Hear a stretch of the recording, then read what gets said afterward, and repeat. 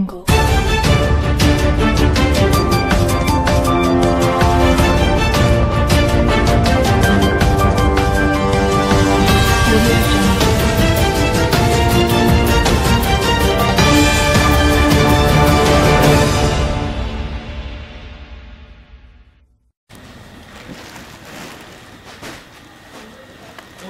ही में हुए विधानसभा चुनाव में वागड़ क्षेत्र से 2 विधायक जीते हैं और बीटीपी पार्टी ने अपना परचम लहराया है।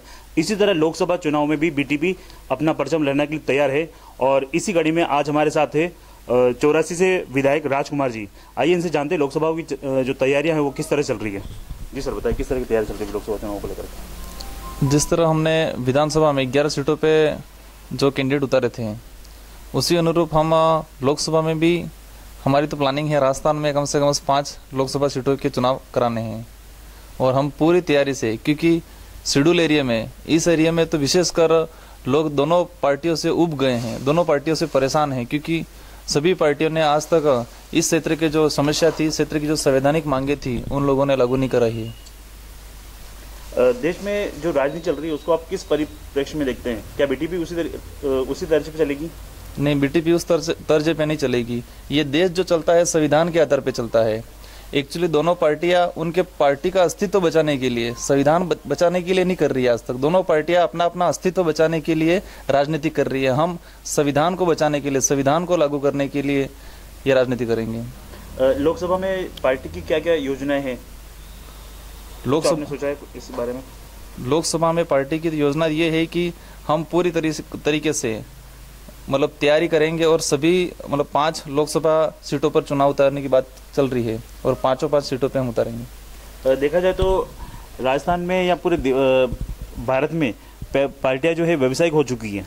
क्या बीटीपी इसी तरह कुछ है, व्यावसायिक की तरह? नहीं, बीटीपी व्यावसायिक नहीं होगी। बीटीपी संवैधानिक, व्यवहारिक और सामाजिक आधार पर चुनाव लड़ेगी। आज जो आपका प्रदर्शन है उसमें खास मांग है भील प्रदेश की मांग। क्या है ये भील प्रदेश और कहाँ इसकी मांग है और कहाँ प्रदर्शन हो रहा है? भील प्रदेश की मांग है सभी लोगों में, क्योंकि इन पार्टियों से हमारे आदिवासी बाहुल्य क्षेत्र के जो पिछड़े वर्ग हैं, शोषित वर्ग हैं, उन लोगों को अलग अलग एरिया में बांट दिया गया। गुजरात में बांट दिया गया, महाराष्ट्र में बांट दिया गया, मध्य प्रदेश में बांट दिया गया, राजस्थान में बांट दिया गया। अगर पूर्व की जो सरकार है, अगर आदिवासी और शोषित वर्ग और पीड़ित वर्गों को अगर चाहती भला, तो वो एक अलग राज्य बना के इस एरिया को 6ठी अनुसूची में शामिल कर सकती थी। आज ये स्थिति भील प्रदेश की मांग क्यों उठी है?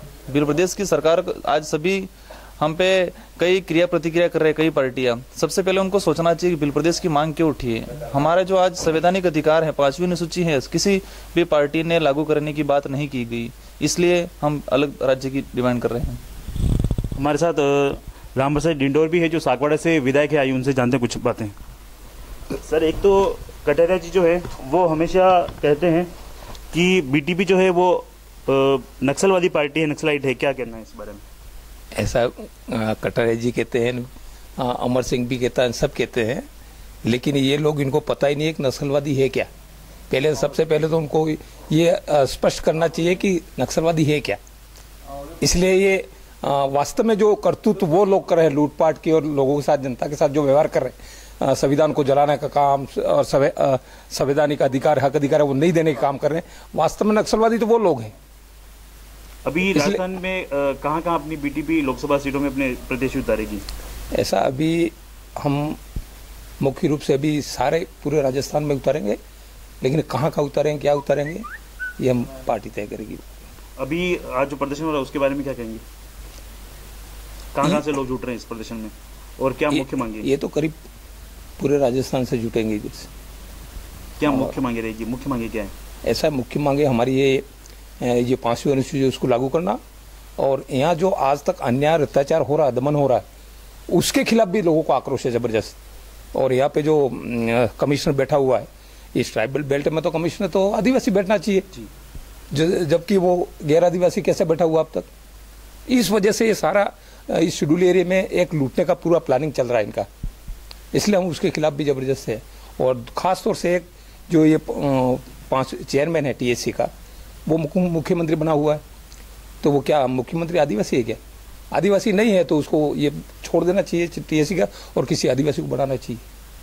अभी जो लोकसभा चुनाव होने वाले हैं उसमें क्या लगता है मेवाड़ में जो है बीटीपी पर परचम लहरा पाएगी या वागड़ क्षेत्रों में क्या क्या प्रतिक्रिया रहेगी? बिल्कुल 101% उसमें कोई दो राय नहीं। तो देखिए, ये तो वागड़ से विधायक और बीटीपी जो आज प्रदर्शन कर रही है उसमें कितना इनका वर्चस्व रहेगा और आने वाले लोकसभा चुनाव में इनकी मेवाड़ से जीत होगी या नहीं, ये तो देखने वाली बात होगी।